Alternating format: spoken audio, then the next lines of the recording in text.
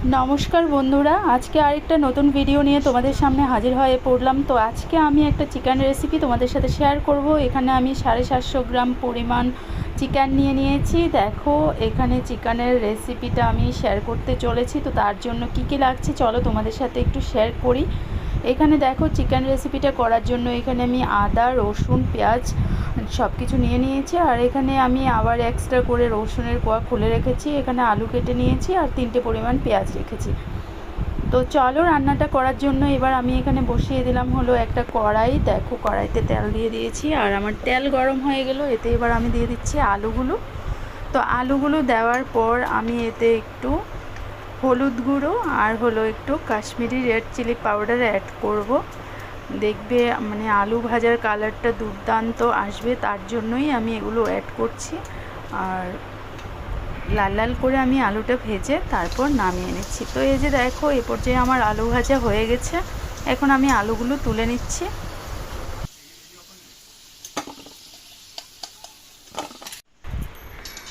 তো দেখো, আলু তুলে নেওয়ার পর যে তেলটা ছিল ওখানে আমি আরও একটু তেল অ্যাড করে দিয়েছি। আর এবার ফোড়নের জন্য এখানে এলাচ, দারচিনি দিয়ে দিলাম আর একটা তেজপাতা দিয়ে দিয়েছি।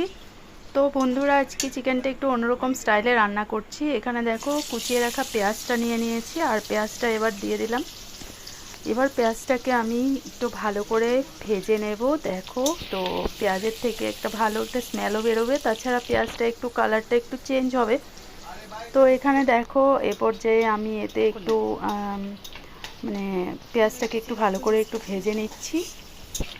আর এতে আমি একটু এখন দেখো চিনি অ্যাড করে দিচ্ছি, যাতে পেঁয়াজটা একটু মানে লালচে কালার চলে আসে। আর চিনিতে দেওয়ার পর পেঁয়াজের কালারটা একটু লালচে কালার চলে আসবে। তো এই যে দেখো, এবার এতে আমি অ্যাড করে দিচ্ছি আদা, রসুন, পেঁয়াজের পেস্ট। তো পেস্টটাকে অ্যাড করে দিয়ে এবার ভালো করে নাড়িয়ে নেব। আর এতে এবার আমি এক এক করে মশলাপাতি অ্যাড করব। সবার প্রথমে দেখো, এখানে হলুদ গুঁড়োটাকে অ্যাড করে দিচ্ছি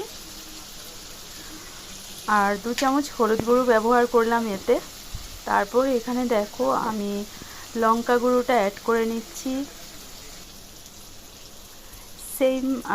এরপর আমি এতে কাশ্মীরি রেড চিলি পাউডার ওটা অ্যাড করে দিলাম।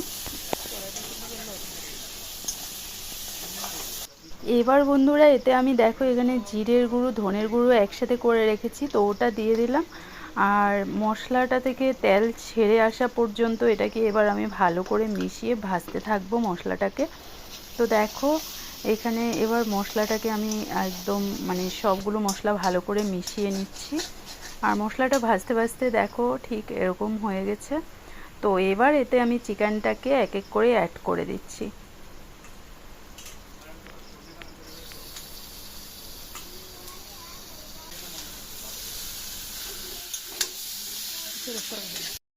তো বন্ধুরা, এবার চিকেনে আমি দেখো নুনটা অ্যাড করছি পরিমাণ মতো। আর মশলার সাথে চিকেনটাকে ভালো করে আমি মিশিয়ে নিয়েছি, তোমরা দেখতেই পাচ্ছ। আর আমি এবার ঢাকা দিয়ে কষিয়ে নেব চিকেনটাকে।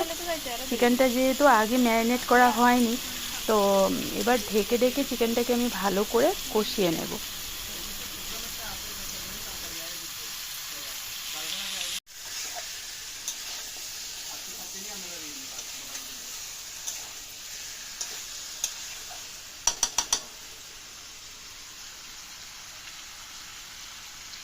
বন্ধুরা দেখো, চিকেনটা মোটামুটি কষে যাওয়ার পর এতে আমি জলটা অ্যাড করে দিয়েছি।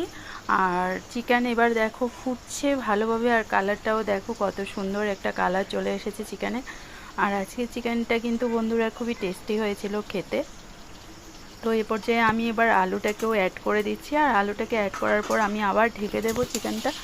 আর আমি ঢেকে ঢেকে রান্নাটাই পছন্দ করি। তোমরা যারা আমার কুকিং ভিডিওগুলো ওয়াচ করছো তো বুঝতেই পারছো এবং দেখতেও পাচ্ছ।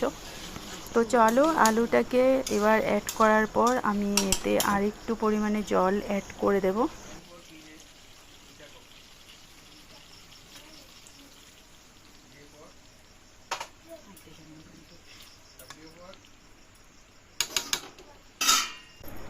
তো বন্ধুরা, এই হলো আমার চিকেনের একদম ফাইনাল লুক, তোমাদের সাথে শেয়ার করছি। আমার চিকেন রান্না হয়ে গেছে আর নামানোর পর তোমাদেরকে দেখিয়ে দিচ্ছি এটা কত সুন্দর একটা কালার এসেছে। এটাতে দেখো আর খেতেও খুবই টেস্টি হয়েছে। তো বন্ধুরা, আজকের রেসিপিটা তোমাদের কেমন লাগলো? ভালো লাগলে লাইক কমেন্ট শেয়ার করো। আজকের মতো বিদায় নিচ্ছি, টাটা।